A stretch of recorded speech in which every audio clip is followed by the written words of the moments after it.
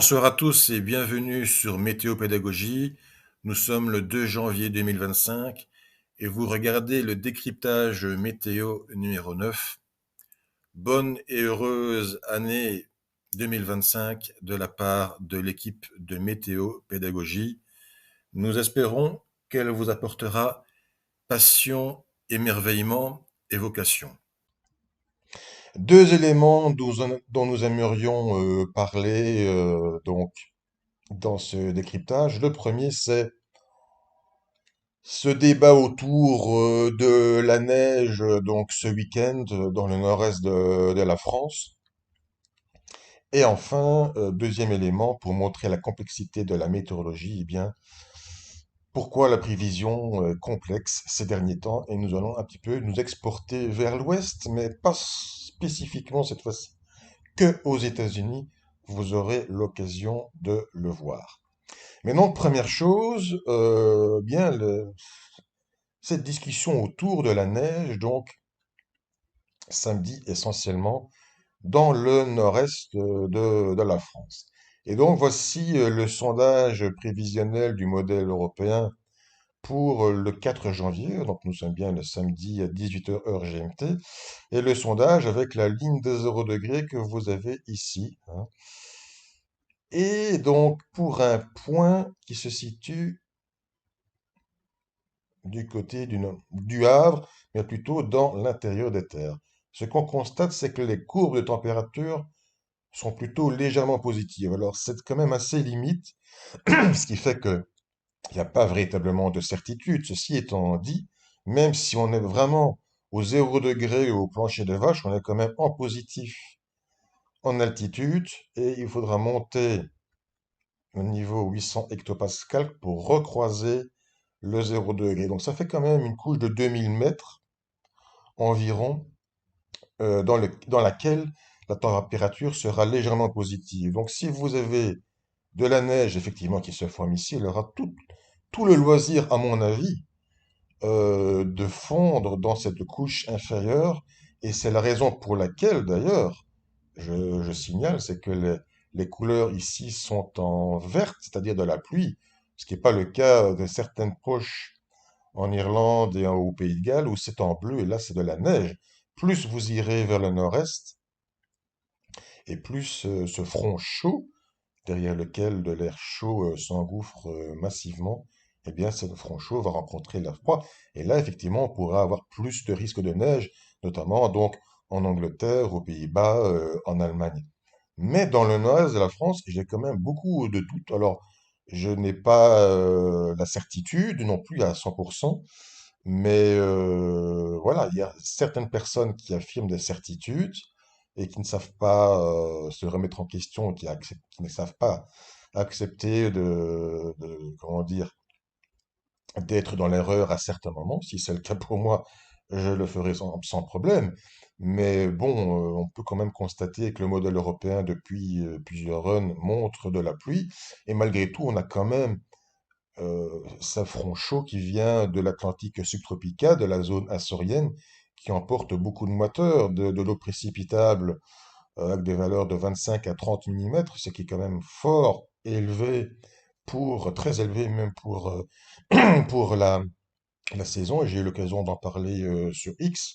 Et alors, si on prend un sondage du côté de Bruxelles, on voit là justement, on voit le point rouge et on voit des zones là, effectivement, que je vais un petit peu vous montrer en bleu là, du côté de l'Allemagne, là oui, effectivement. Donc, vous avez ce front chaud qui progresse avec beaucoup de réserves de l'eau douce.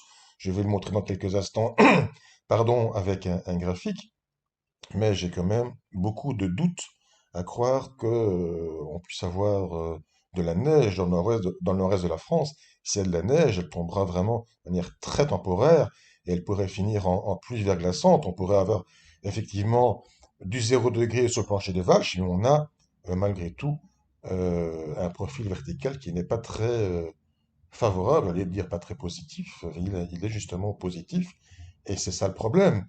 On va le voir avec le graphique du modèle Icon, parce que tout le monde me dit que vous utilisez le modèle européen. Oui, mais regardons le modèle Icon, qui est qui est une autre source, eh bien, on peut voir tout simplement que les précipitations vont commencer plus ou moins à ce moment-ci, et qu'à ce moment-là, donc, bien, température 850 hectopascales sont un tout petit peu positives, mais ce qui est surtout important, c'est que elles remontent très vite parce que vous avez cet flux subtropical derrière. Donc, s'il y a de la neige, elle sera très, très temporaire. Ce n'est même pas certain qu'elle tienne.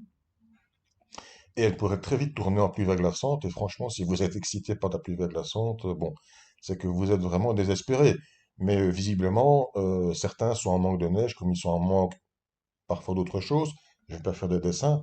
Mais si vous êtes excité par de la neige qui tombe pendant une demi-heure, une heure et demie, et qui est balayée par de la pluie ou pluie verglaçante, et qu'en plus la neige n'est même pas certaine de tenir, bon, ben, ça veut dire que vraiment vous êtes désespéré par les non-hivers de ces dernières années.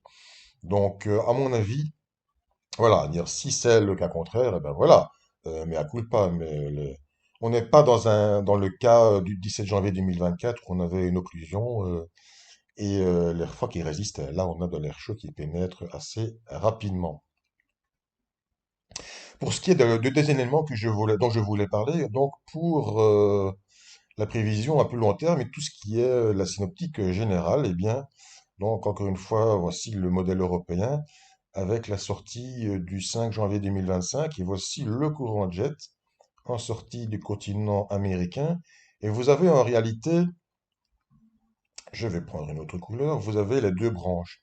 Vous avez la branche subtropicale qui vient d'Amérique centrale et même on va voir de plus loin, et vous avez la branche polaire ici. Donc tout ceci refusionne plus ou moins, enfin, et puis rediverge d'ailleurs en allant vers l'Afrique et vers l'Europe, mais en tout cas, elle refusionne avec une alimentation tropicale quand même assez importante autour d'une crête qui se situe du côté des Antilles, des petites Antilles, et même du Venezuela et des Guyanes.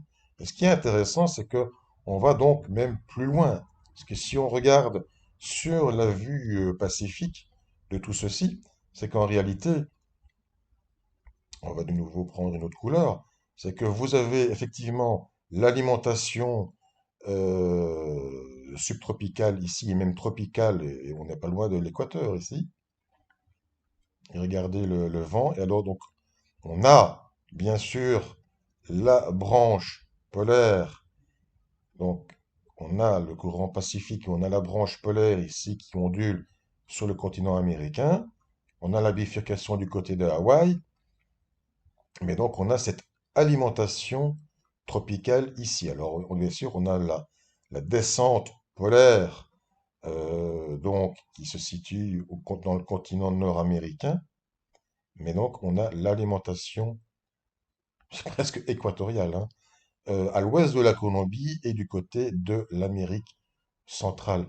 Donc, pour bien comprendre ce qui se passe avec le courant jet qui refusionne ici, il faut prendre en considération, bien sûr, la descente polaire, mais tout ce qui se passe dans cette zone-ci aussi, où vous avez quand même des eaux chaudes à 27 ou 28 degrés du côté des Caraïbes, mais à l'ouest de la Colombie, on est même pas loin de la zone de la Niña.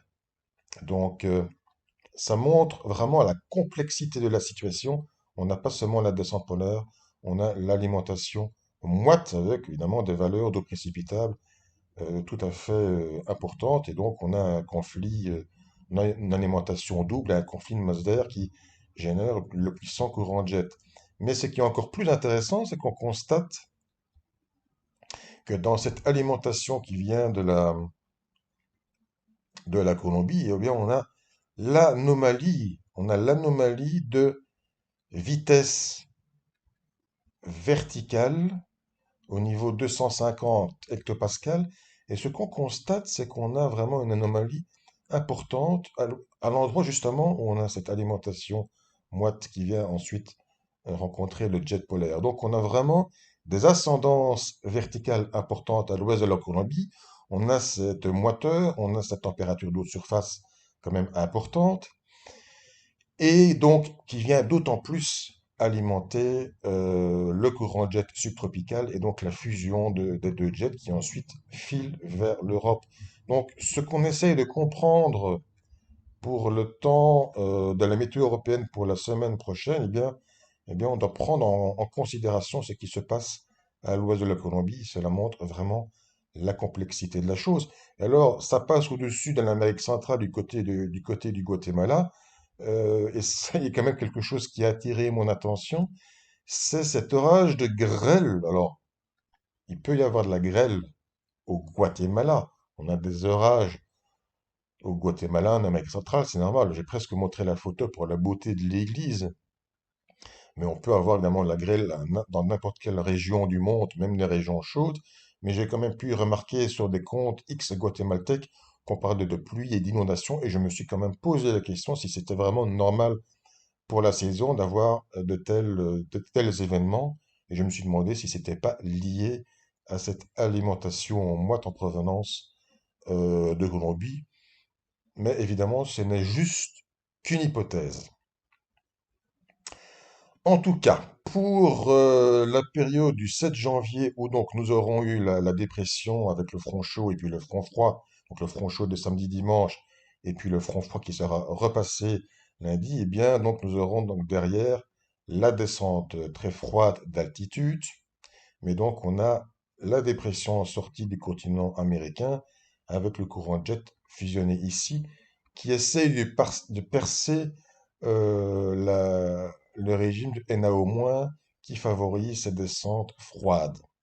Donc, encore une fois, la complexité de la situation qui va jusqu'en Colombie et même dans le Pacifique, eh bien, nous oblige à prendre ça en considération pour tenter de comprendre ce qui va se passer avec donc un combat entre cette alimentation subtropicale et cette descente polaire.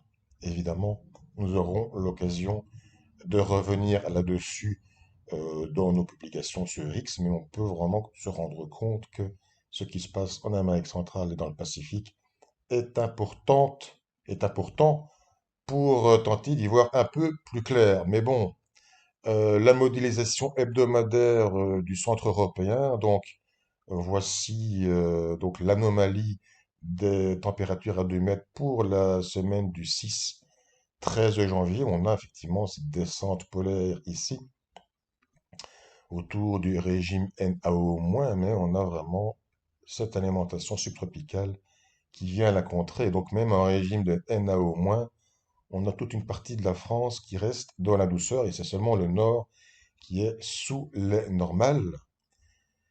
Ce qui m'amène à la conclusion, enfin c'est plutôt une conclusion de mon cher ami Fabien d'Extrême Météo. Les scénarios doux et plutôt humides sont en train de gagner la partie comme dans 95% des cas en saison hivernale depuis plus de 10 ans. Une telle disparition quasi complète des advections froides d'altitude de l'Europe de l'Ouest notamment ne peut pas s'expliquer seulement que par le hasard depuis plus de 10 ans. La NaO- est d'ailleurs de moins en moins froide en hiver, alors qu'auparavant elle était réputée à mener froid et humidité. Ce qui se passe, c'est que si dans les années 80-90, eh bien, vous aviez une source à 70-75 degrés de la latitude nord et qu'elle nous apportait du 0 degré, aujourd'hui, comme les réserves sont moins froides, si une crête anticyclonique monte jusqu'à cette latitude-là, elle ne va plus chercher du 0 degré, elle va chercher du 2 ou 3 degrés. Et il faudra monter plus haut pour avoir une source à 0 degré. Enfin, une source qui nous permettra d'avoir du 0 degré en Europe. Mais c'est toute la différence entre de la neige qui reste au sol et des averses hivernales tout à fait banales. Donc malheureusement, la NaO-, et comme on a pu l'expliquer dans l'échange que j'ai eu avec Fabien, elle peut même apporter de fortes chaleurs en été. Donc, la NaO-, comment dire, les régimes froids sont de moins en moins froids et nos hivers sont vraiment de moins en moins intéressants. Donc, en tout cas, nous aurons l'occasion de voir ce que va vraiment donner ce front chaud samedi. Encore une fois, on peut se tromper, mais j'ai donné mon avis et mon analyse. Et nous aurons l'occasion de voir ce qui va se passer la semaine prochaine avec cette descente froide derrière la dépression avec peut-être éventuellement quelques averses intéressantes. Qui sait, on pourrait avoir quelques flocons, mais on constate malgré tout, comme le dit Fabien, comme je le pense, qu'effectivement, bien les hivers sont malheureusement devenus de plus en plus ennuyeux et qu'il faut vraiment avoir un alignement de planètes, et c'est même plutôt un alignement de galaxies pour avoir de la neige en pleine pendant plusieurs jours et avec une couche quand même relativement intéressante. En tout cas, j'espère que vous avez aimé cette vidéo. N'hésitez pas à mettre un pouce bleu, n'hésitez pas à commenter, abonnez-vous, activez la clochette pour être prévenu de nos prochaines publications.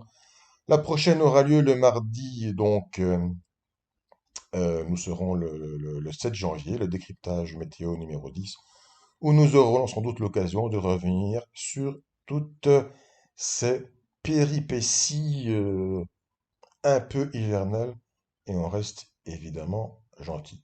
D'ici là, passez une bonne fin de semaine.